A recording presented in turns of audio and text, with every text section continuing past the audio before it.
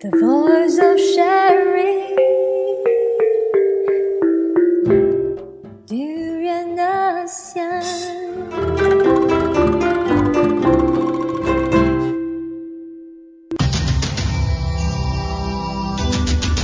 ASEAN Breakfast Call. First and foremost news from Southeast Asia. Hey, morning. Good morning. This is Gowri. And this is Arlene. And you're listening to Durian ASEAN, the voice of discovery and sharing. That's cute the way you pronounce all this. So, Gowri, how are you? You were not feeling that well yesterday. I wasn't well yesterday, but I had some rest and I'm back today. I'm feeling good about this Tuesday morning. And I'm excited to see how this day can go. Well, aren't you excited a few days ago because an international footballer came to Malaysia? I was excited and disappointed at the same time because I was not on the guest list, apparently. It was only reserved for top models and beauty queens. Some right. shoe tycoons. Yeah, and high-profile businessmen. So apparently I am not in those ranks, and I did not get to meet David Beckham, although I would have really, really loved to. I've been watching him play since I was like 8 or 9 years old, and it's a very, very long time. Well, I'm not looking forward to meet David Beckham at all. I'm not into football, but to me, he wasn't here because of football. He was here because of some appearances that he had to do. And he was actually launching his own brand whiskey, which is why he was here. And it's interesting that he chose Southeast Asia to come here and to promote it and to launch the brand in all the countries, Malaysia, Singapore, and he even went to Vietnam to do it. Interesting. But one thing that is a bit shocked, because a lot of people didn't know he was here until it showed on the newspaper. Yeah, they actually didn't publicize so much because there's an exclusive guest list, like we mentioned earlier. So they just kept it really private behind closed doors until like just a few days before he came down. Then people knew, oh, David Beckham is here. Anyway, it's not really a news anyway, so we don't have to talk about it too much. Right, Gowri? I disagree. I want to talk about this for 25 minutes. Well, I mean, even if you look at it economically, the fact that he came down to Southeast Asia to market his whiskey shows that he saw potential in the Southeast Asian market itself. He just want to go outside of Europe and the US. He's bored of those areas. He wants to go to Southeast Asia. And because he came all the way to Southeast Asia, his Facebook post caused a stir in, guess what? Not Malaysia, Vietnam. And this Vietnamese woman took a photo of him while she was on the bike without a helmet with a kid. Wow. And how did that happen? in turn took a picture of her saying, that's not how you take a picture of me. So it's like a photoception thing. And because of the photo that David posted, actually she's going to face an arrest now from the Vietnam authorities for holding out her phone with a kid on her lap and without a helmet for both of them. But in Vietnam, it's kind of common for people to use bikes for any other reason, and they don't really care so much about their safety. I guess when the police is not there, it doesn't matter. But for a photo that's widely circulated like this, especially by David Beckham, they probably want to take some step and show that, okay, we're serious about this. This is not actually allowed in Vietnam, and they don't want to give him a bad impression. I do not want to comment on that, but I do agree with David Beckham at one thing, that you shouldn't ride a bike without a helmet while carrying your kid.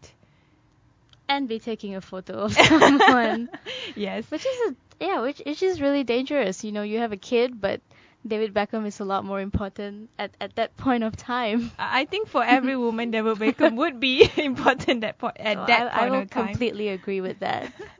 And at another side of Southeast Asia, apparently there's this one company, it's called Davao Firm, that ASEAN integration will affect. Guess what? durian farming.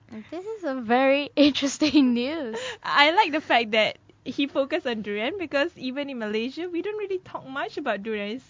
We talk about other kind of commodity plantation, but not durian. Durian is like the fruit of Southeast Asia and the fruit for our station. Which is why we're not worried about it, because according to this guy, it seems that if ASEAN countries get integrated, Thailand durians and Malaysian durians will become more popular and nobody will want to eat the Philippines durian. Wait a minute, Gowri. Wait a minute. just pause for a bit. So Philippines have durians? See, you did not even know that. Of course, they're gonna feel present. I think I am aware that around Southeast Asia, durians are native to this region. But when it comes to exporting durian, the first two countries that comes to my mind is always Malaysia and Thailand. It's very rarely. And Indonesia as well. Oh, and Indonesia, definitely. But rarely is about the Philippines. I would love to try. I mean, who knows, the Filipinos durian Actually, would most of the taste durians were imported from Thailand and Malaysia. So once this integration happens, that wouldn't be necessary anymore because we're supposed to be one whole entity. So but you never know, because I would be curious to know how Filipino durians would fare, because even in Sabah Sarawak they have other variety of durians. There's the red durian in Sabah Sarawak that I would love to try because it has a completely different taste, different strength of smell. So who knows, right, Gowri? Would you eat durian coming from the Philippines? I only want Malaysian durian. I'm very biased in that sense. Stop your nationalism, okay? So in this article, it said that although missing out in the Metro Manila market, the Tagum Golden Food Inc. said that it will venture into exploring, guess what, another fruit, calamansi, by early next year. And so that means they are thinking about other fruits, other kind of products as well at exporting. So but they're worried about durian. The calamansi is a Philippine specialty, so if they want to focus on that, it will only work out better for them, because usually when you go to Philippines, everybody wants to have a glass of calamansi juice.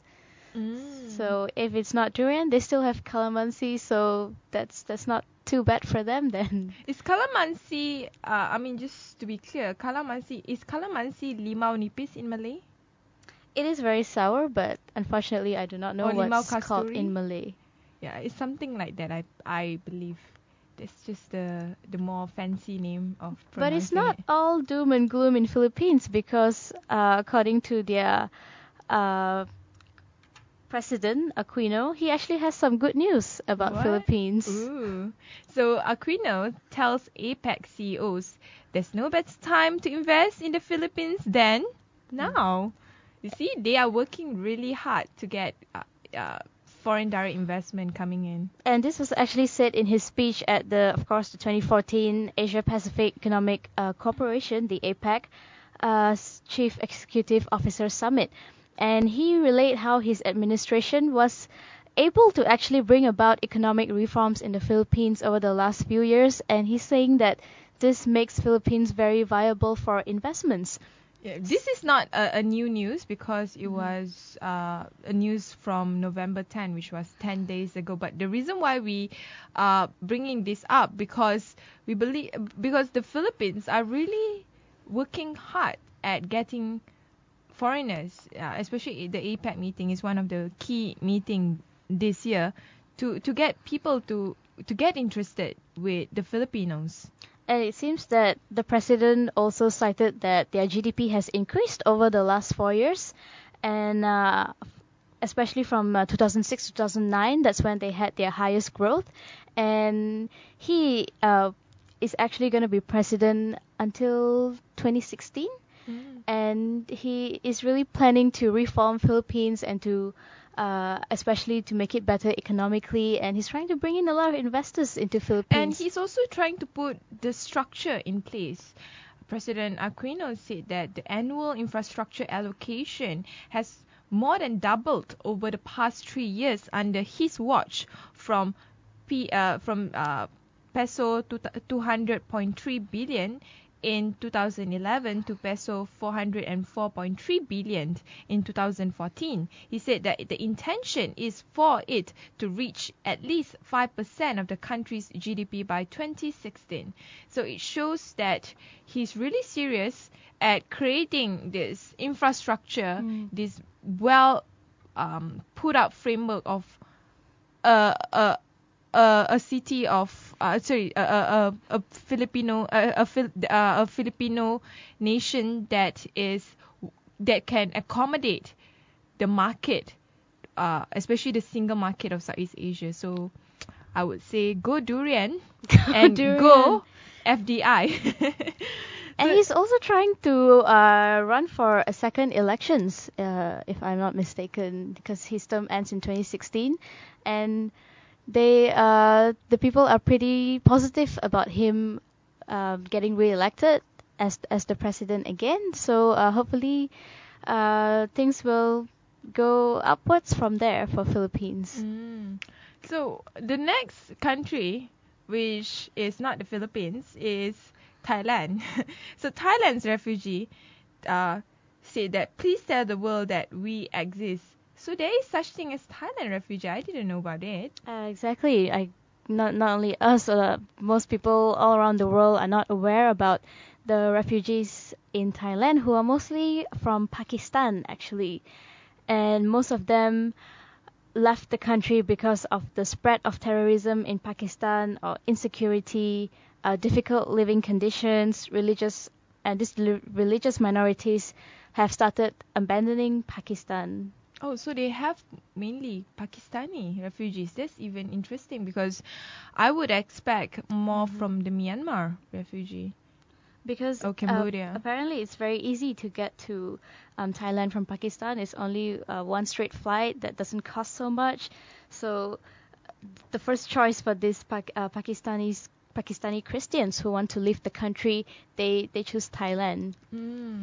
So, for example, this person, Atira, a Pakistani 17 years old teenager, the person journeyed from Bangkok with a 5-hour direct flight from her native city of Laos.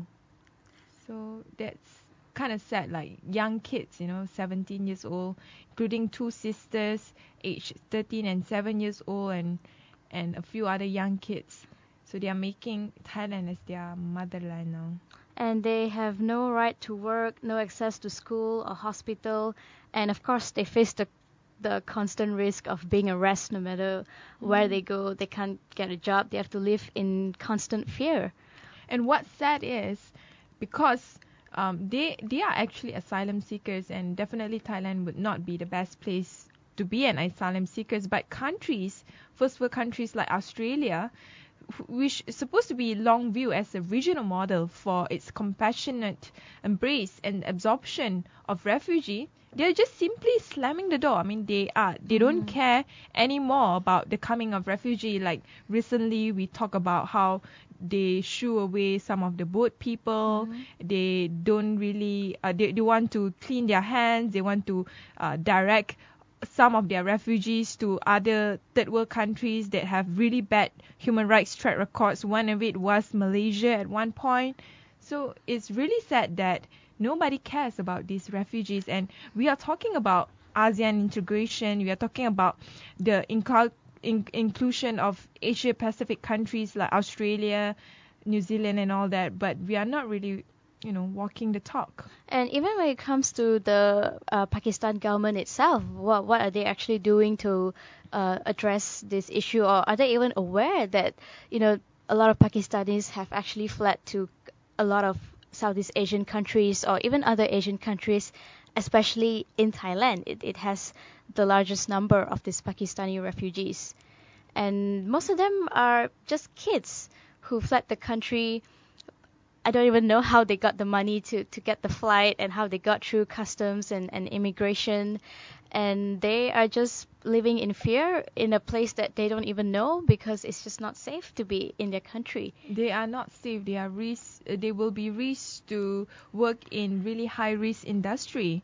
For example, prostitution, gangster, mafia group and all that. And these are kids who need access to education. They need to get a job. It puts their whole future at risk. Mm-hmm. And I mean, another thing is they are culturally South Asian, and of course Thailand with the spicy food, with a different kind of language of communication, it's not easy to adopt to a new country where everything is foreign to you and you don't have help. Another issue on Vietnam again, today we talk a lot about Mekong River region. So Vietnam PM wins brought back in rare confidence vote.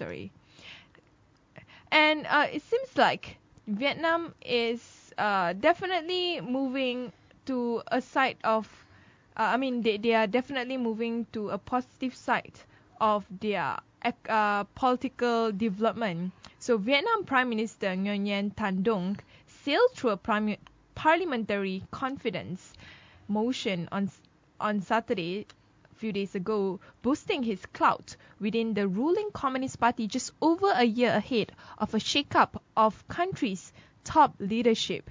He actually won high confidence vote from 64% of the National Assembly, with only 14% giving him performance of low confidence. So it seems like a lot of people are quite happy with the current leadership of Vietnam's Prime Minister. And it seems that just last year they had quite a lukewarm rating, as it's termed here. But things are picking up now. People are getting more and more confident about him. And his term actually ends at the 2016 Party Congress, but he is expected to groom a like-minded successor to continue what he's doing, especially in terms of improving the underperforming economy of Vietnam and to secure foreign trade deals, and also to attract investments from major firms like Microsoft, Samsung, and even Intel. That's what they're looking at. Oh, Vietnam is definitely moving towards a direction that is very competitive economically. Coming from a socialist or communist background, Vietnam has rose tremendously since the last 10 years. If you go to Vietnam, all they are trying to promote now is foreign direct investment, development. They are creating more jobs for their people.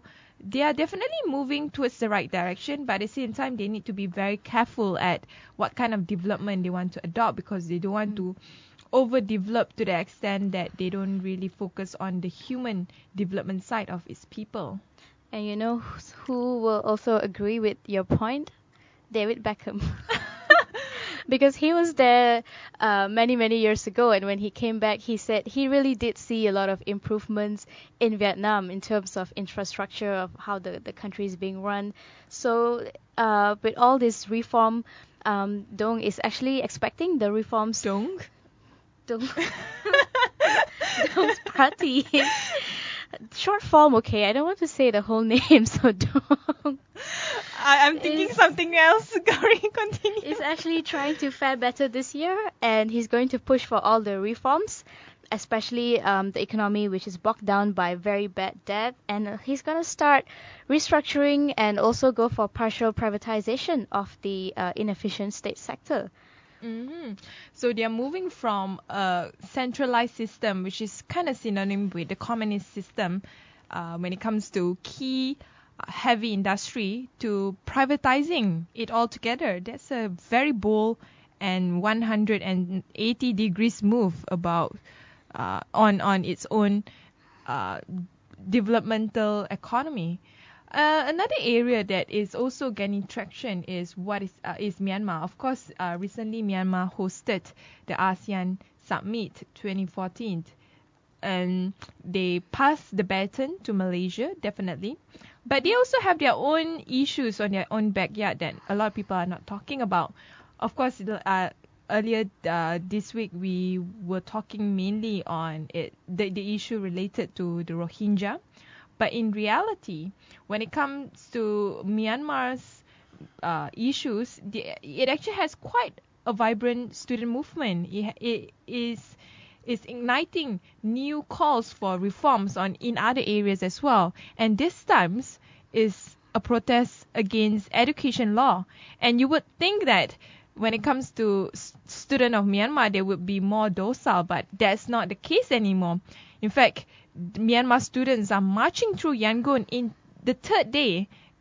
Probably they are following suit with what is happening in Hong Kong right now, and protest against the education law. It does feel like a bit of a domino effect here, because it happened in Hong Kong, and we also had our own UM8. Yes, the one that happened in which is like so close to us. And then there's also this one that's going on now in Myanmar. It seems that the students all over the region are starting to really know what their power is, what their rights are, and they are not afraid to stand up and speak up when they are not happy about something. Mm-hmm. And even in the case of Myanmar, they were holding signs saying we need academic freedom, and they will fight for academic freedom. In fact, some held signs during the protest, signage such as "We need academic freedom, fight for academic freedom."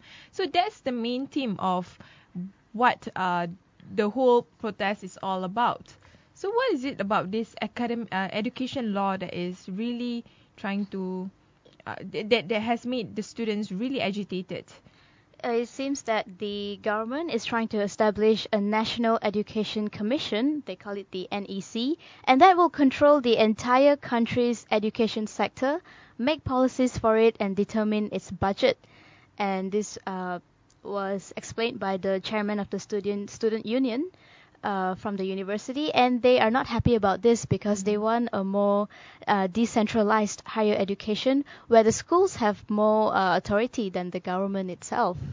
Well, that's the funny thing, because for the government, it's said that the new higher education law will in fact give university more autonomy and allow an independent body to coordinate their functions. But at the same time, the students are saying otherwise. It's saying that no, it's not true. It's actually going to curtail our freedom altogether. So that is the reason why, according to Cho Koko, a leader of the All Burma Federation of Student Unions, wow, they have All Burma Federation of Student Unions. That's impressive.